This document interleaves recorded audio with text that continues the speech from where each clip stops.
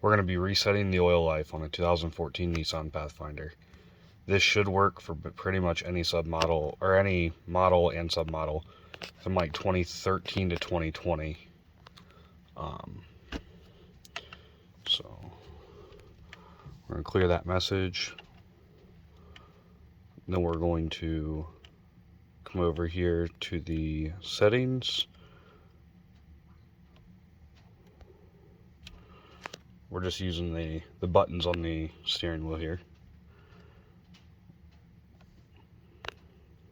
Scroll down to maintenance, and then you're going to click the enter button, which is on the up and down toggle.